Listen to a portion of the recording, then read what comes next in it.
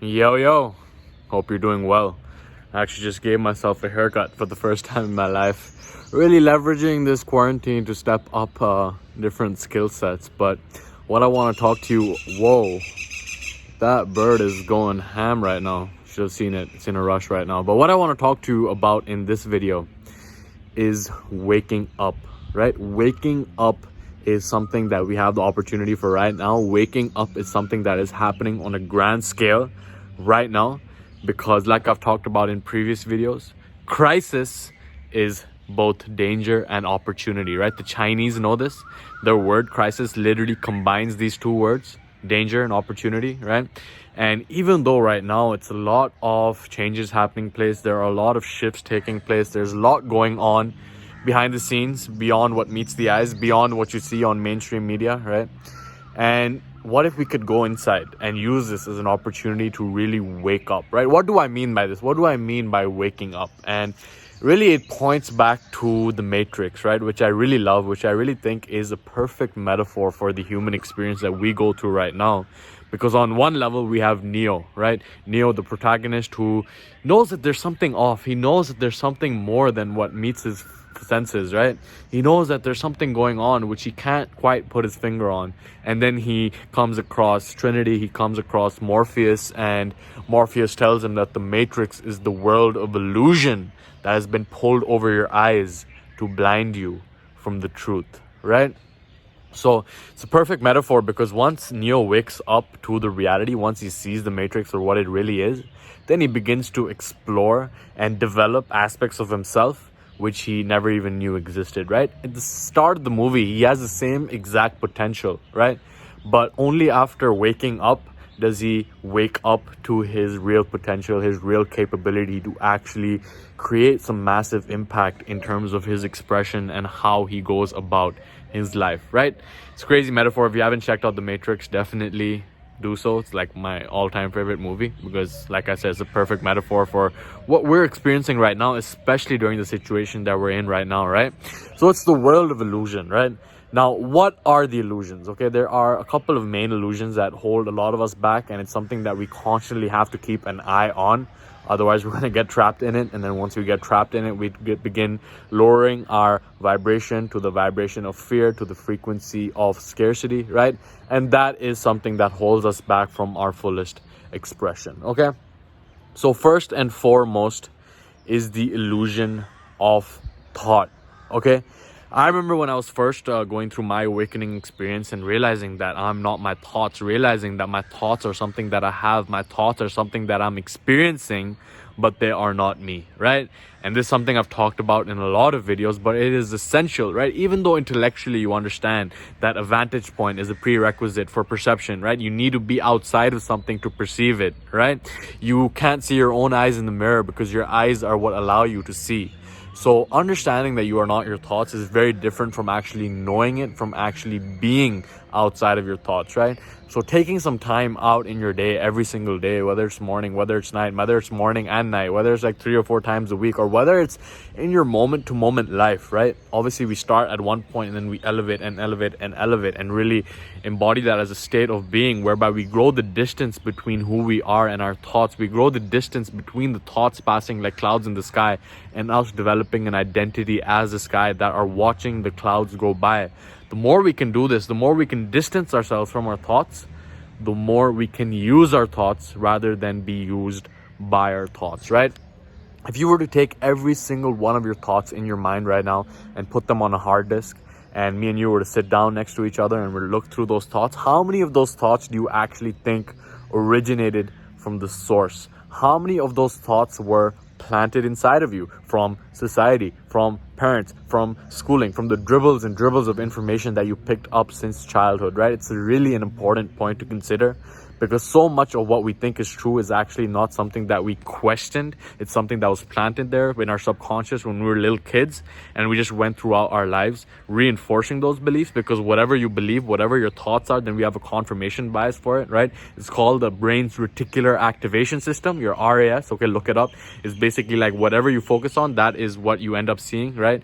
Because if I tell you to close your eyes, if, like, for example, I tell you to look around your environment right now. I tell you to look out for everything that is brown, right? So you look out, you see everything that's brown. Then I tell you close your eyes, and I tell you to think about everything that's blue. Tell me what's everything that's blue. That's not something that you'll think about because that was not in your RAS, right? It's your selective focus. Whatever you believe to be true, that is what you will find evidence for. But once you realize that you are not your thoughts, once you realize that your thoughts are something that you have, something that you experience, something that you can begin using, once you realize that you're not your thoughts, then once that distance is created, then we have the space for the witness, for the observer, for the spirit, right? For the seat of the soul, for who you really are, to begin observing the thoughts and expressing itself in its most empowered response rather than how it has been conditioned to respond, okay?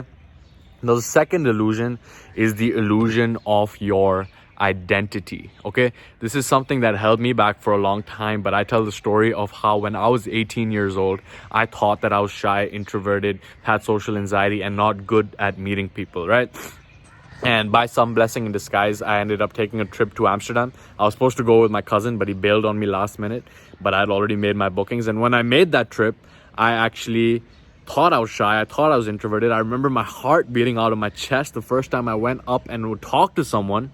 But then I talked to one person, then the next person, then the next person. Then by the end of 7 days, I had connected with more people in those 7 days than I had in my previous 17 years. And that's when I realized that my identity was only a compilation of stories that I told myself about my past. And the more I told myself those stories, the more they continued playing out. And this is something that I see in a lot of people that I talk to and a lot of people that I work with, that they identify as someone who is lazy. They identify as someone who's an addict. They identify in all of these disempowering ways, which really holds them back from making the changes in their life. But once we can shift our identity into becoming something that we are not right now, but we see in our mind's eye in the future, someone who's deserving of actually achieving the results that we seek to create in our lives, then we increase our deserving power, we increase our ability to actually create and manifest those results in our life, and we realize that who we really are is pure consciousness, is pure awareness experiencing itself right now through this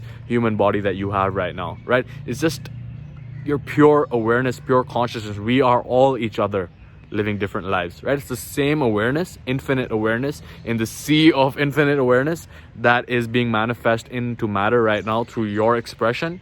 And it's just an experience, and it's just for you to enjoy the show, to experience who you really are, okay? And sometimes in order to experience who we really are, we have to experience who we're not, right?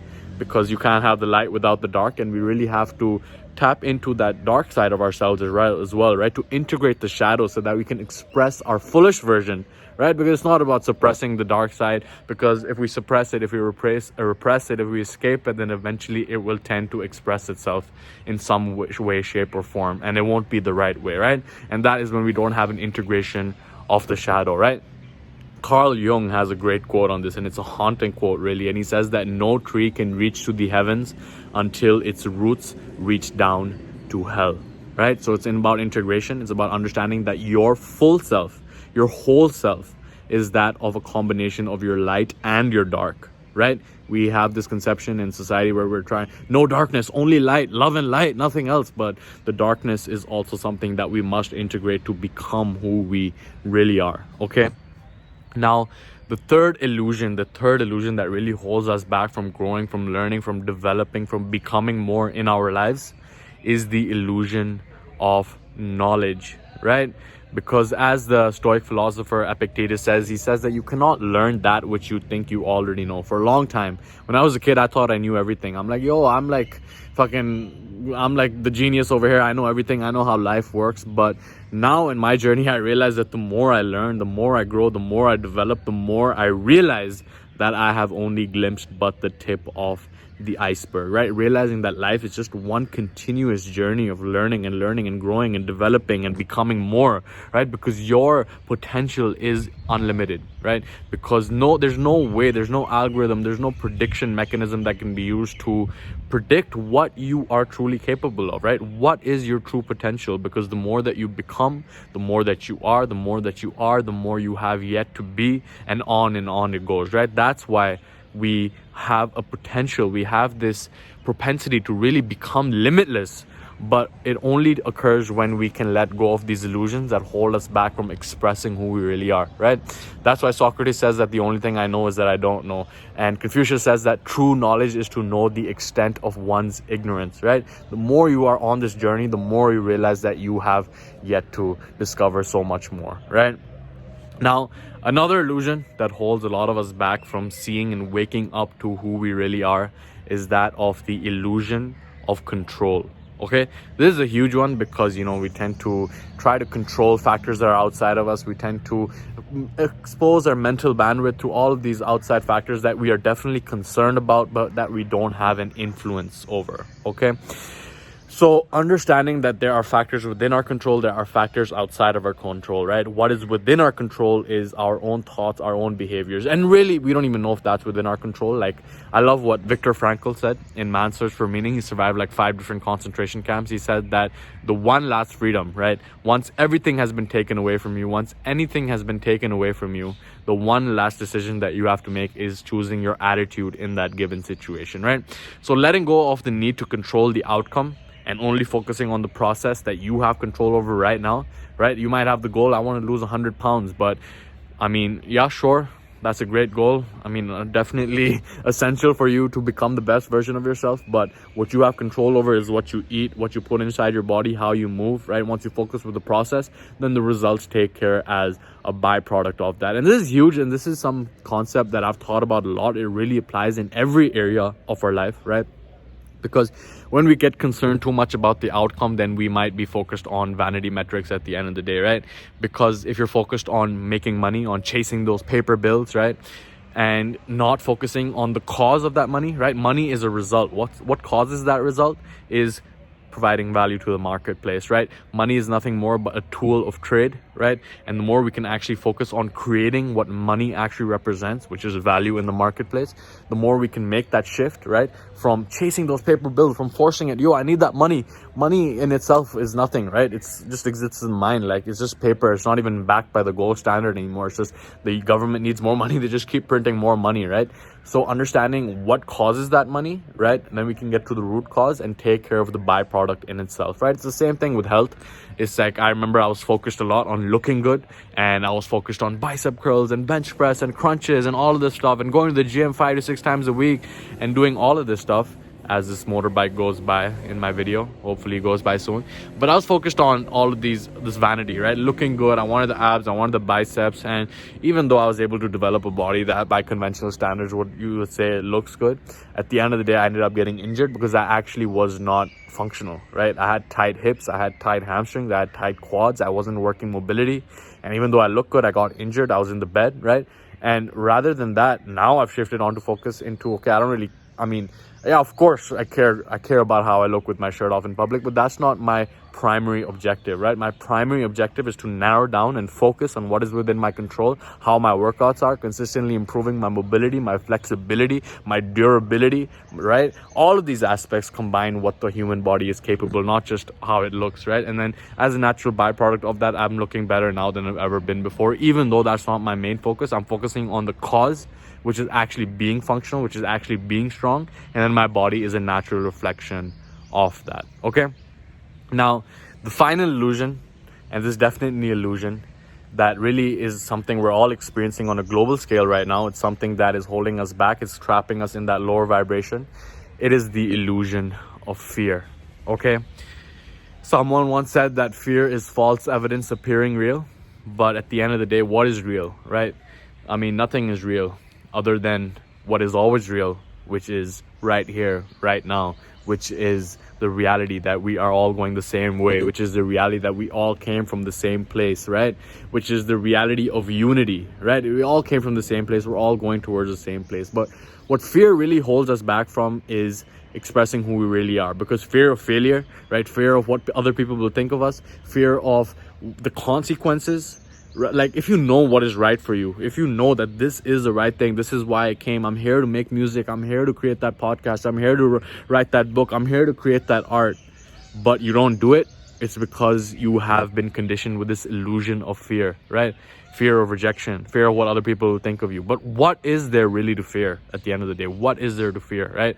All of this propaganda around us, which is trying to get us trapped in this lower vibration energy of scarcity, of contraction, of thinking that there's not enough. But what is there to fear, right?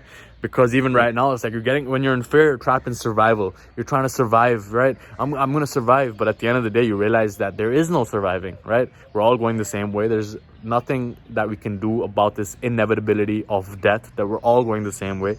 And once we can accept this and truly embody it, right? Intellectually, it's like, yeah, I'm dying, but we don't think about it. We don't have a space in our life to actually contemplate the reality that we are going, that every moment is passing by, that we are all going the same way, that we don't have forever. But at the same time, we do have forever, because we are eternal spiritual beings having a temporary human experience, okay? So realizing that fear is an illusion, it's not real, because there's no surviving. We're all going the same way, and there is no surviving and there is only living, right? Because when we're trapped in survival, then we're trying to hold on, we're trying to get scarcity, we're trying to contract, right? We're trying to hold on to something that will slip inevitably.